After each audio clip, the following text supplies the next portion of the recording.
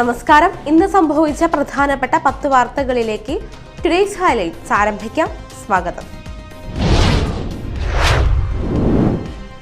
അതിരപ്പള്ളിയിൽ വിനോദയാത്രയ്ക്കെത്തിയ യുവതിയെ കുരങ്ങ് ആക്രമിച്ചു. പാലക്കാട് ചന്ദ്രനഗർ സ്വദേശി ഐശ്വര്യയെയാണ് കുരങ്ങ് ആക്രമിച്ചത്. ഞായറാഴ്ച വൈകിട്ടോടെയായിരുന്നു സംഭവം. പരിക്കേറ്റ ഐശ്വര്യയെ ചാലക്കുടിയിലെ സ്വകാര്യ ആശുപത്രിയിൽ പ്രവേശിപ്പിച്ചു. വൃക്ക മാറ്റിവെക്കൽ ശസ്ത്രക്രിയയ്ക്കായി ഗൃഹനാഥൻ ചികിത്സാ സഹായം തേടുന്നു. എടത്തിരുത്തി സ്വദേശി 51 വയസ്സുള്ള കുറുപ്പത്ത് സന്തോഷാണ് സുമനസ്സുകളുടെ സഹായം തേടുന്നത്. ഏകദേശം 30 ലക്ഷം രൂപ ചെലവ് വരുമെന്നാണ് ആശുപത്രി അധികൃതർ അറിയിച്ചിരിക്കുന്നത്.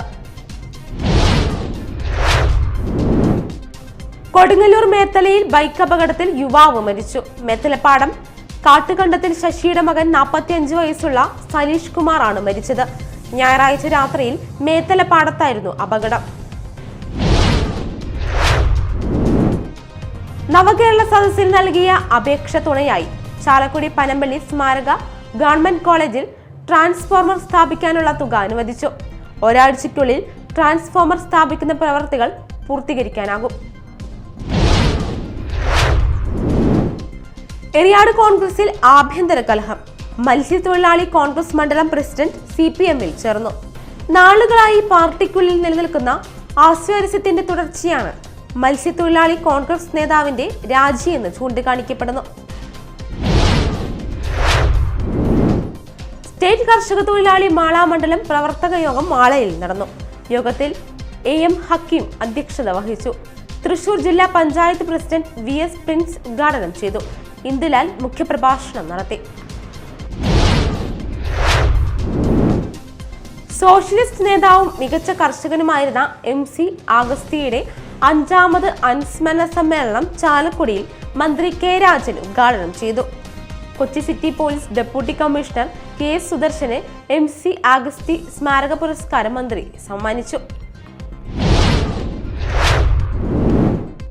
സ്കൂൾ പരിസരത്തുള്ള ലഹരി ഉൽപ്പന്നങ്ങളുടെ വിൽപ്പന കർശനമായി തടയണമെന്ന് ബാലസംഘം കൊടുങ്ങല്ലൂർ ഏരിയ സമ്മേളനം ആവശ്യപ്പെട്ടു. പെരിഞ്ഞേനത്ത് നടന്ന ബാലസംഘം ഏരിയ സമ്മേളനം സംസ്ഥാന കമ്മിറ്റി അംഗം അനന്തു സന്തോഷ് ഉദ്ഘാടനം ചെയ്തു. പ്രസിഡന്റ് ES ആമി അധ്യക്ഷത വഹിച്ചു. കുഴൂരിൽ ജാതിക്ക മോഷണം പോയി. കുഴൂർ തുമ്പരശ്ശേരി പള്ളിപ്പാടം മാത്യു സേവറിന്റെ വീട്ടിൽ നിന്നുമാണ് 1 ചാക്ക് ജാതിക്ക മോഷണം പോയത്. ഞായറാഴ്ച പകലാണ് മോഷണം നടന്നിരിക്കുന്നത്. മാള പോലീസിൽ പരാതി നൽകിയിട്ടുണ്ട്. യുവജനങ്ങൾ സഭയുടെയും സമൂഹത്തിന്റെയും അനുഗ്രഹമാകണമെന്ന് കോട്ടപ്പുറം ബിഷപ്പ് ഡോക്ടർ അംബ്രോസ് പുത്തൻവീട്ടിൽ അഭിപ്രായപ്പെട്ടു.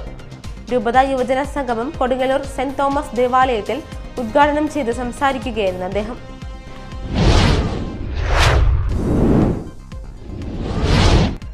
ഹൈലൈറ്റ്സ് വാർത്തകളുടെ വിശദമായ റിപ്പോർട്ട് അടുത്ത ന്യൂസ് റൗണ്ടപ്പിൽ കാണാം. ടുഡേയ്സ് ഹൈലൈറ്റ്സ് ഇവിടെ സമാപിക്കുന്നു. നമസ്കാരം.